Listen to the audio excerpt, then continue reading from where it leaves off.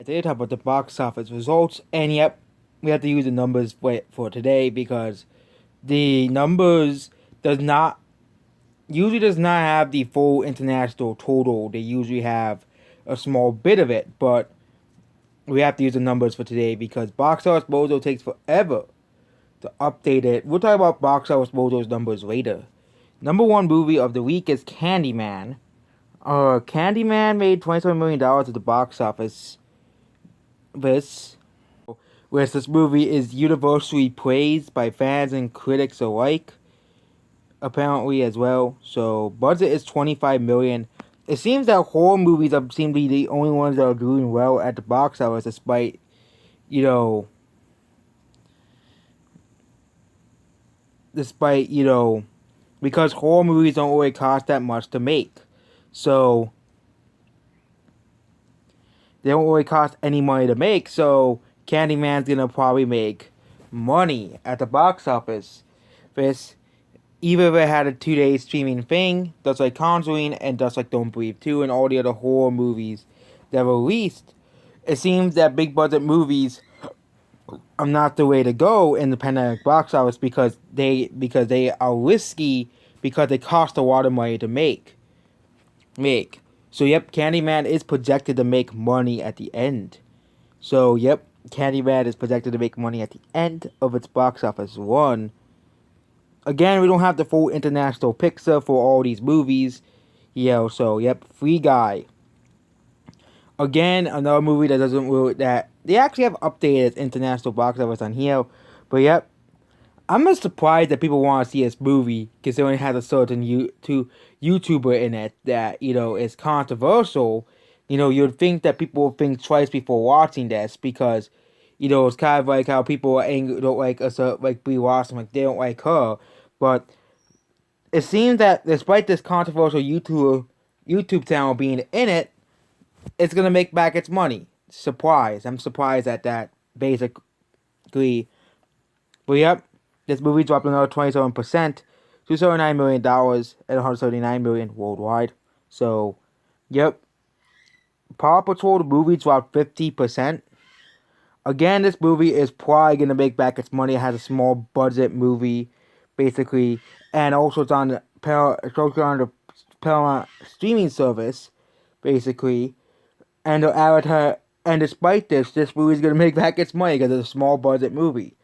Again, proving that small budget movies are the way to go until at least the box office fully recovers. Because streaming services are going to steal money away, and also kids can't get vaccinated, which are the main demographic. Which kids are the main demographic for these type for animated movies. Sadly, most of the people think sadly animation is still viewed as a kids medium. I think you can definitely make some serious, you know, animated movies, but nope, we have to have them all made for kids, which is stupid. But you know, or made for family audiences. I think older people can probably enjoy Paw Patrol the movie, and they're the ones who have to bring the kids to see this anyway. So it's really the parents who are the demographic, and because kids can't get vaccinated, they're not gonna want to bring the kids into a movie theater, eventually can't movie theater. So yeah, that's why most of the audience is mostly younger people.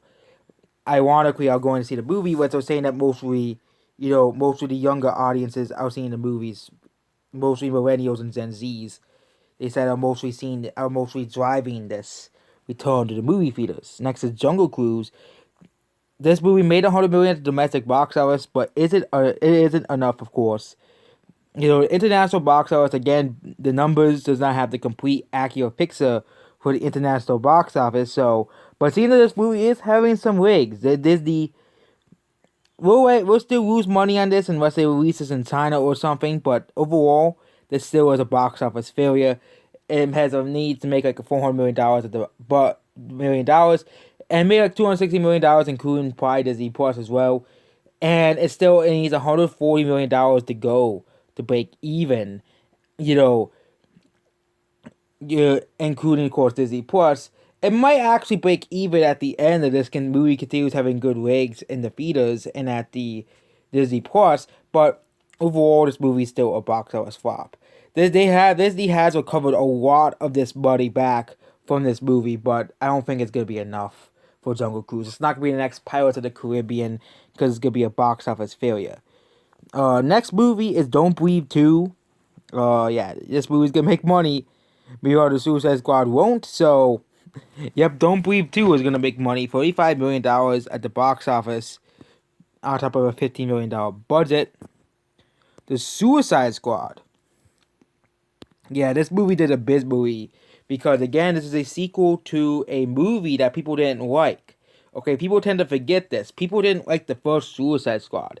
When you typically make a sequel to a movie that people don't like, people are not going to see it. It is typical box office 101. Even if the movie is heavily successful. Okay, when you make a sequel to a movie that, yes, the movie was successful, but people didn't like the movie, people are not going to go see the movie. Because people are going to think of the Suicide Squad as a sequel to that garbage 2016 movie. Because a lot of people think this 2016 Suicide Squad is garbage. Unless it's an Adam Sandler comedy, or, those are typically negatively received, typically people don't want to see a sequel to most of these movies. People don't want to see a sequel to. It seems that that the audience has spoken. They don't want another Suicide Squad movie. And no, I'm not gonna say it's because of Harley Quinn. I'm not gonna say she ruined the movie. Like, people will say, "Why are you saying Harley Quinn ruined the movie?" Because I don't like Harley Quinn. I don't like her character in the DCEU, and her character is pretty annoying. She is not funny. She is not quirky. She is annoying. But I'm not gonna say she's the reason the movie sucked. It was because the movie was terrible and boring and bland, and poorly paced. And again, you see it's all across the board. Peter Rabbit too. People didn't like the first Peter Rabbit. It's not doing as well as the first. Again, also because kids can't go to kids. Parents are hesitant to take the kids to the theaters, and also say they're the Boss Baby, the family business as well. And that movie was loathed when that came out. And that movie was never able to shake off that reputation the movie had. Okay. And usually when you make a sequel to a movie people don't like, it's gonna flop. It's gonna lose money. So, and there are many examples of this throughout box office history. It's a typical warning. If people don't like your movie, not just the critics, of course. If fans like the movie, then it's okay. But because if fans like it, but critics don't like it, you shouldn't really care. As long as the movie makes money, it can make a sequel to it. There are tons of movies that are like that. Okay, Arita is one of them. Sonic is one of them.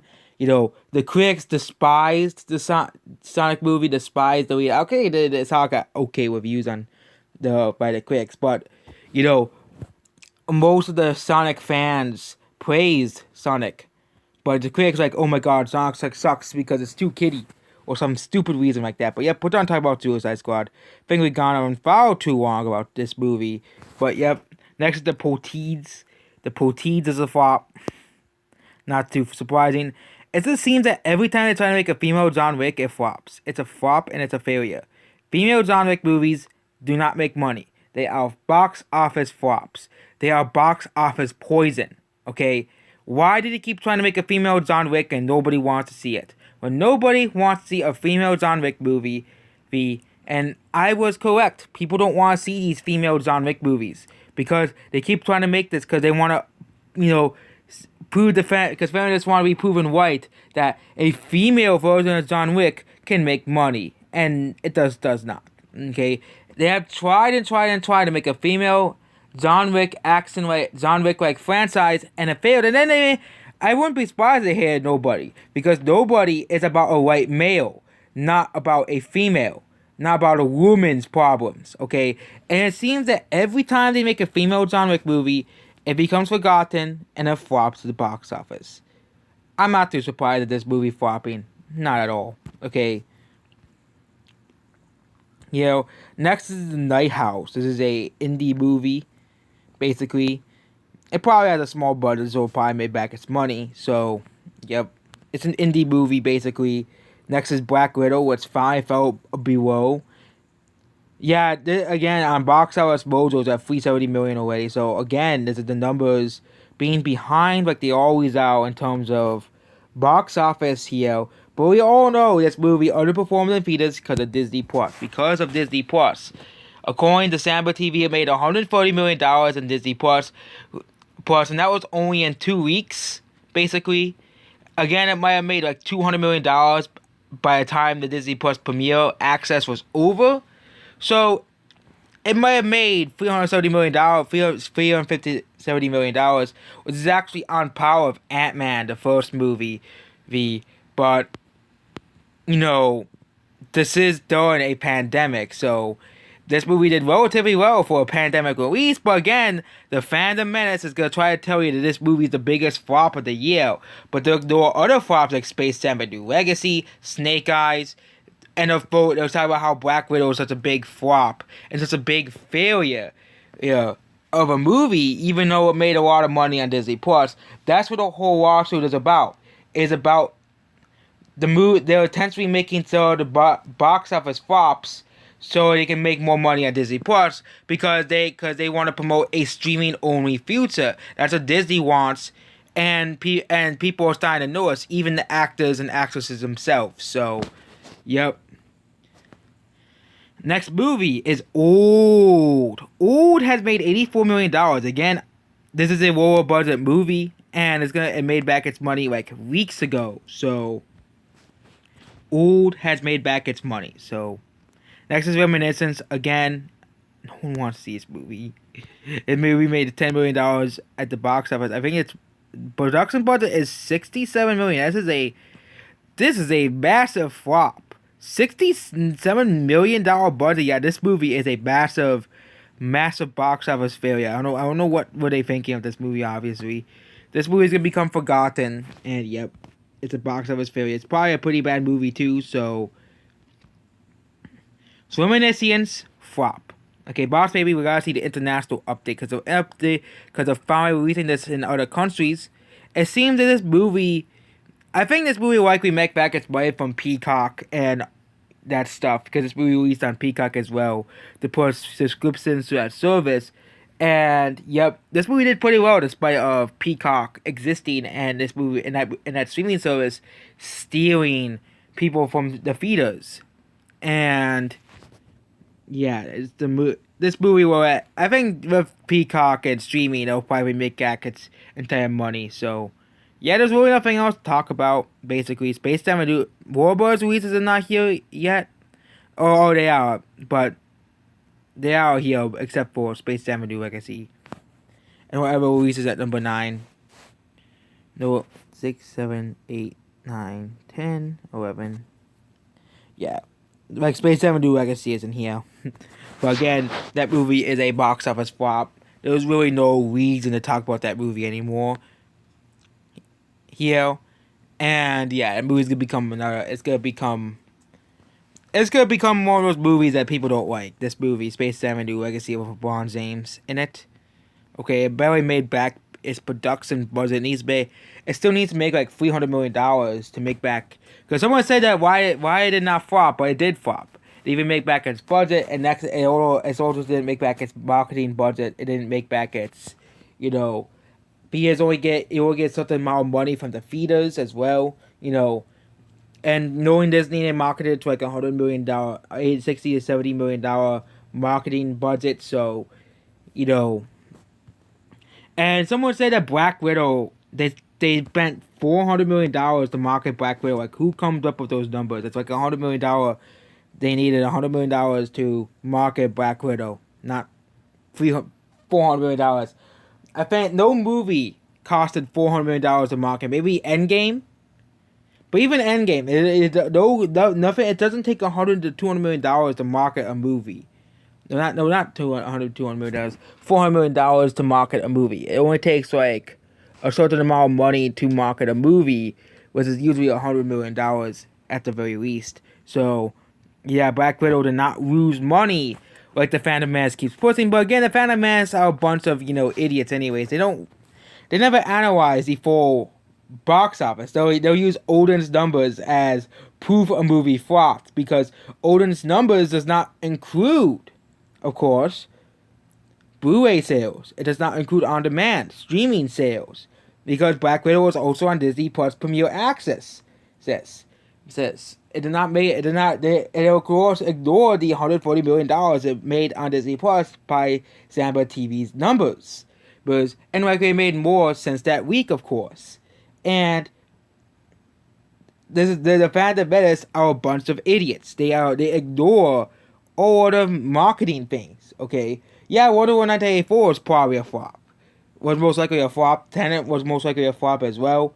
But the whole Black Widow is a box office failure is a not box office failure, financial failure. Like they keep pushing is false because the movie made $100 million, $80 to $100 million, including Disney Plus Premier Access. And again, Disney Plus Premier Access, they get all the money back from Disney Plus Premier Access. They get all the money back with the exception of like 1%, like 5 to 10%, which is usually goes to other services as well. So other services, and according to all these numbers, it cost them $300 million of marketing. So that means including Disney Plus sales, this movie still made money. But that audience numbers only talks about the feeder side. And again, the Phantom Menace will ignore flops like Jungle Cruise, Space Jam: A New Legacy, and Snake Eyes.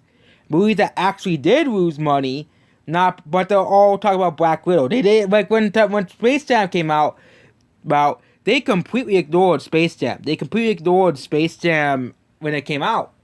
There were no videos talking about how Space Jam was a massive box office failure, a massive box office flop. No one was saying, the Phantom Menace was not really saying that. And Jungle Cruise might actually make back its money with Disney Plus as well by the end of it, because of how big it is at the theaters. It might actually make back its money, so